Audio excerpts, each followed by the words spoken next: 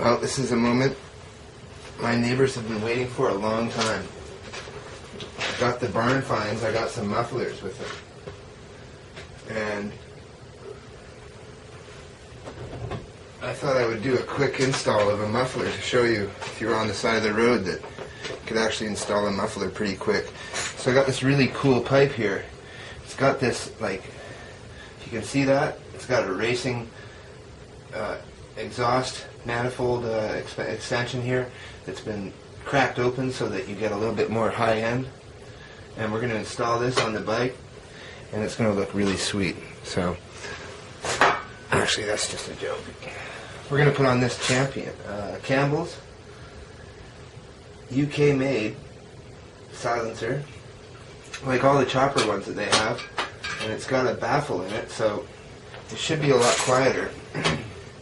We're going to try to use our existing foot peg mount rather than a crude aluminum bar, which I had on here before. I'm not sure you can see that yet. I think you can.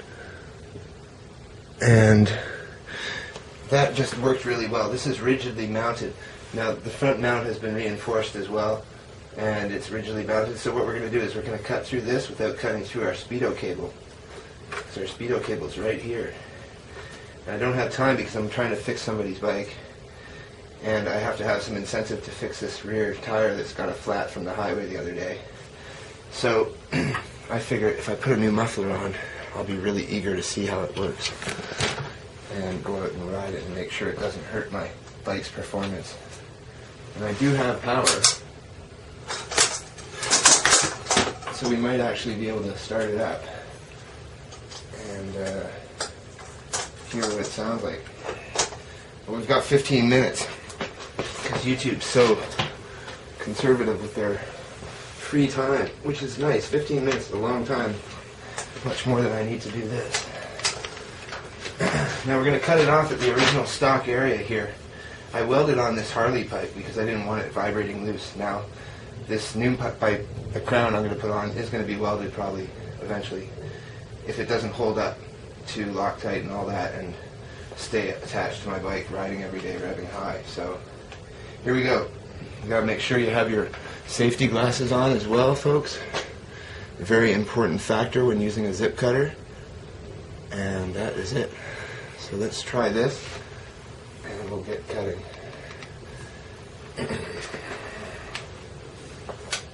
Keeping our cord out of the way from our cutting area.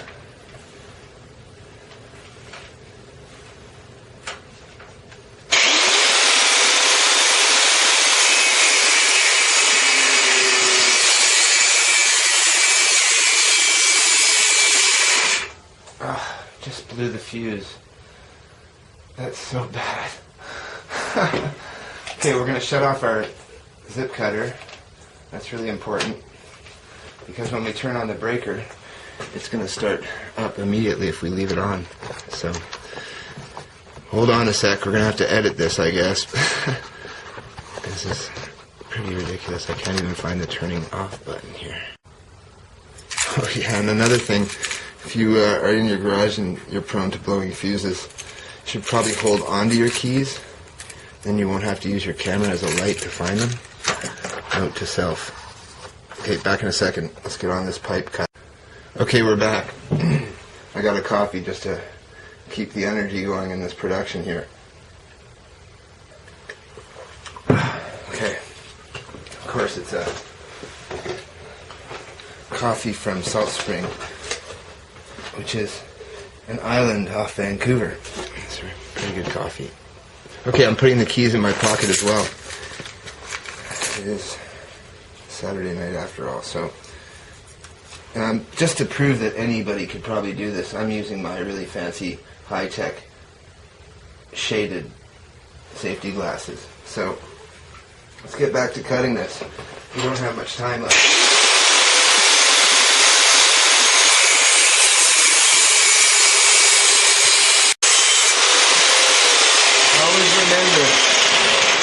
Always remember, let the tool use its speed to do the work, but never ever let the tool control you. If you feel it bucking or anything like that, remember to keep it solid. Now let's take off this gear mount. Hope I have the right wrenches here. Okay, it looks like we're in business. Oh, the wrong end. Good. Okay. There we go. Say goodbye to the loudest. This pipe had a really nice sound to it, and you can't really blame me for using it for 10 years because when it cracked, it really had a nice sound. I hope that the new pipe isn't some kind of girly pipe or something, because sound keeps cars away from you, and we'll have to do some baffle modifications if that's the case. So there's that pipe off. It's not a straight through pipe. I actually had this snuffer knot on the end of it here that I made myself, but it was straight through without that snuffer knot. So here we go. There's our new pipe. Here's our new pipe. And see how it fits. Oh, that looks really good. We're going to take off the bolt here.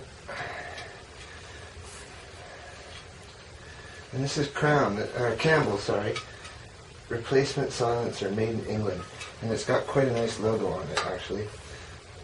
I've never really liked these types of pipes because I've associated them with choppers and that kind of thing.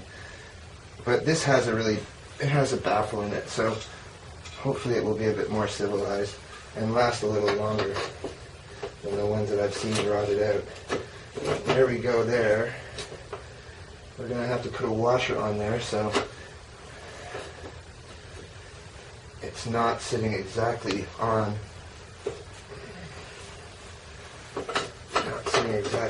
the swing arm scratching. So we'll put a washer on there. We're going to put our hose clamp on now. And we're going to zip cut this hose clamp down first.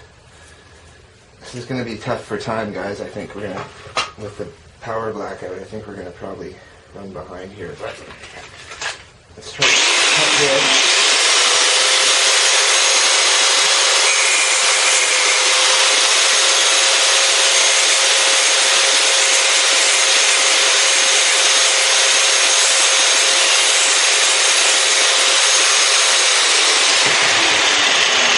Rounded the edge of the hose clamp so that they would join in properly and feed properly. Sharp edge is never a good thing. So let's put this hose clamp on. Hopefully we'll have a screwdriver in the side of the garage today. I'm not sure. Let's take a look here. So we got our hose clamp now. We're going to put it on the right orientation so that we don't have to worry about it actually showing and looking too ugly. But this is a replacement pipe, so it's not one of the most fashionable areas here. There's quite a bit of cutout, so I'll get a big stainless clamp that will cover up a lot of this mechanical crimping that's going on here. Now, I can't get it to the very far back bolt, but I can surely get it far enough forward to put it in this bolt and make sure I have my washer on there to get some distance away from the actual swing arm. I'm going to have to sit on the bike and get this bolt off afterwards, but it shouldn't interfere with my quick and dirty muffler installation here.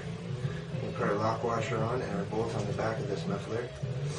We'll put a nylock washer on. And there's a washer on there now. Nylock nut.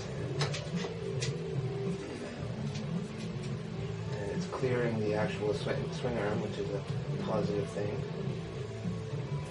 But it looks like this nylock nut is a different thread than the British thread that's on there, so we're going to have to use the nut that came with it, which has no locking ability. Oops, got to remember. Put a little Loctite on it.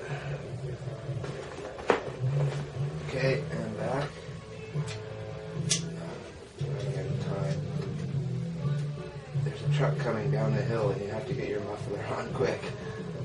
Sometimes on the road I actually will think of things like that when I'm servicing my bike in an emergency, because it will actually give you some motivation to get it done quicker, not get hung up on things too much. I've got the radio going in the other garage right now, so you can hear it. You can see my breath too. It's pretty amazing in here. I have a sour. I'll just tighten down the muffler now.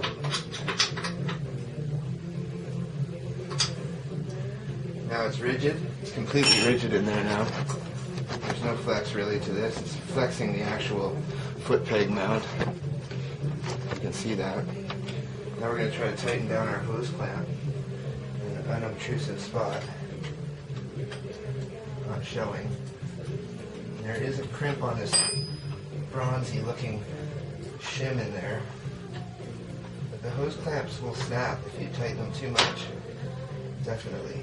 Jump a tooth and then you're toast.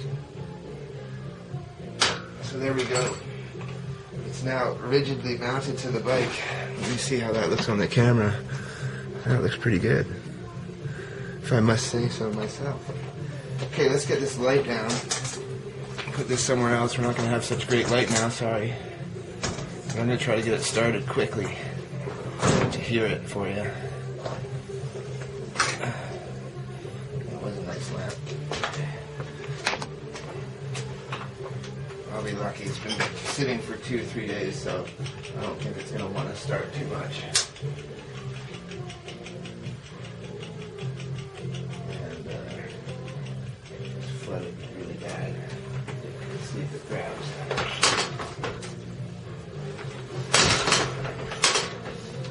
Well, we do have interference with the Kickstarter, so that's a problem. We don't want to destroy our new pipe.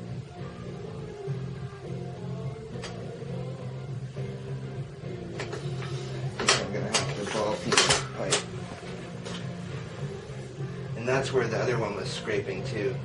I can see a deeper scrape now. So there really is nowhere I can move my pipe to get that out of the way. And we are running out of time and that truck is coming. And if I can find my ball peen hammer, we're going to modify this $25 muffler, which already has scratches and stuff. But look at this. We're going to end up having to do another edit. Okay, one more edit, guys. I'm going to get the modification. Okay, so we've tightened down the muffler, but we've discovered that the Kickstarter interferes with the muffler in a horrible way, resulting in the removal by another owner of this pipe, I think, because it scraped his Kickstarter. So, we have grabbed our high-tech modification tool. And we want to make it look nice. Like here, I don't know if you can see it because of the shadow, but there is a dent for my Kickstarter to clear there as well on this modified pipe. I'm not sure what else you can see in this frame, but yeah, you can see my patch underneath the timing case too, which was a pretty crude fix almost 4 years ago when I started to learn how to weld. So I learned on my own vehicle first. So we're going to take our tool here. We're going to look at where I'm rubbing. It's just here. It's not actually where he scarred it from the previous bike. Now this is where having your muffler and your header mounted rigidly in between the peg and the frame and the front and in the head and on the back really plays an important part because I don't have time to move it to the vise.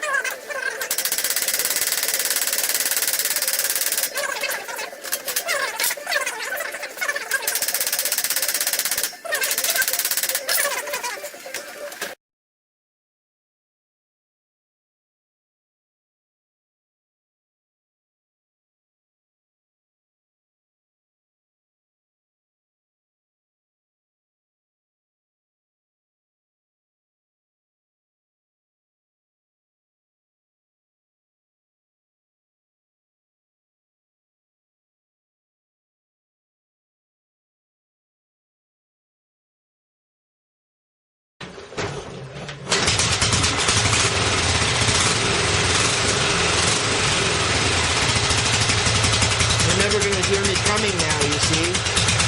Now that it sounds like this, I think I've signed my death warrant. That's how you install a pipe in less than 30 minutes. On a bike you're not going to be reselling and you're going to be using for fun.